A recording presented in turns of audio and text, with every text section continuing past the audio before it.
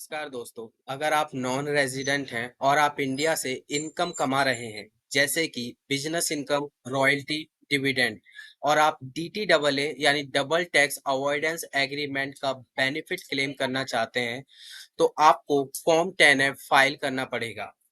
पर 10F पर form 10F होता क्या है, और टीआरसी सर्टिफिकेट यानी टैक्स रेजिडेंसी सर्टिफिकेट होने के बावजूद भी इसको फाइल करने की जरूरत है, और सबसे इम्पोर्टेंट, इसको ऑनलाइन कैसे फाइल करते हैं। अगर आप भी कंफ्यूज हैं तो वीडियो के एंड तक जरूर बनिएगा, क्योंकि मैं आपको सिंपल स्टेप्स में समझाने वाला हूं कि फॉर्म 10F कैसे फाइल करते हैं और फॉर्म 10F क्या होता है। और हाँ, अगर आप ऐसे ही टैक्स और फाइनेंस से रिलेटेड वीडियो देखना पसंद करते हैं तो मेरे चैनल को लाइक एंड सब्सक्राइब जरूर करना। जिस तो सबसे पहले हम बात करेंगे what is form 10F। So form 10F एक सेल्फ डिक्लेरेशन फॉर्म है जो नॉन रेजिडेंट टैक्स पेयर को इंडियन टैक्स अथॉरिटी को देना पड़ता है, ताकि वो डी टी डबल ए का बेनिफिट्स क्लेम कर सके। इसका सिंपल मतलब ये है, अगर आप इंडिया से इनकम कमा रहे हैं तो DTAA एग्रीमेंट के अंदर आप कम टैक्स भर सकते हैं, लेकिन ये बेनिफिट्स क्लेम करने के लिए आपको फॉर्म 10F सबमिट करना पड़ेगा।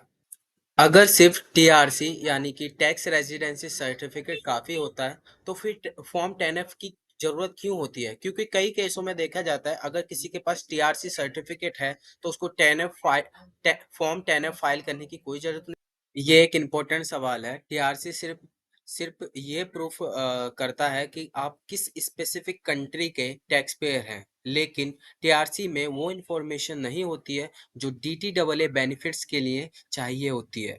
इसको एक एग्जाम्पल की मदद से समझेंगे। अब मान लीजिए आप यूके के रेजिडेंट हैं और इंडिया से रॉयल्टी इनकम कमा रहे हैं। अगर आपके पास सिर्फ टीआरसी है तो सिर्फ ये बताता है कि आप यूके के टैक्स पेयर हैं, लेकिन वो ये नहीं बताता कि आप किस डीटी AA आर्टिकल के अंडर बेनिफिट्स क्लेम कर रहे हैं। अब हम बात करेंगे कि फॉर्म 10F कैसे फाइल करते हैं। चलिए स्क्रीन की तरफ। तो आ चुके हैं स्क्रीन पर आने के बाद सिंपली फॉर्म 10 फाइल करने के लिए यहाँ पर आओगे, इनकम टैक्स फॉर्म पर क्लिक करोगे। उसके बाद सिंपली आपको स्क्रॉल करना है, यहाँ पर आओगे, यहाँ पर पर्सन नॉट डिपेंडेंट पे यहाँ पर क्लिक करोगे, या डायरेक्टली सर्च कर सकते हो। उसके बाद सिंपली नीचे आओगे, नीचे यहाँ से अगर आपको ऑप्शन नहीं दिख रहा है तो आप सिंपली यहाँ देखोगे डबल टैक्सेशन रिलीफ, यहाँ पर फाइल पर क्लिक करना है। उसके बाद यहाँ पर ये टॉपअप आ जाएगा, यहाँ पर आप ऊपर पैन नंबर आएगा, ऑनलाइन मोड। उसके बाद सिंपली आपको असेसमेंट सिलेक्ट करना है, आप किस असेसमेंट के लिए कर रहे हो। सिंपली असेसमेंट्स क्लिक करने के बाद आपको कंटिन्यू पे क्लिक करना है। कंटिन्यू पे क्लिक करने के बाद आपकी ये स्क्रीन टॉपअप होगी, जहां पर आपका कौन साइन कर रहा है, टैक्स अथॉरिटी डायरेक्टर है क्या है, आपको एक बार वो वेरीफाई करना है। उसके बाद यहाँ पर आएगा किस आर्टिकल में आपको क्लेम करना है। उसके बाद यहाँ पर कंपनी की बेसिक डिटेल्स आ जाएंगी।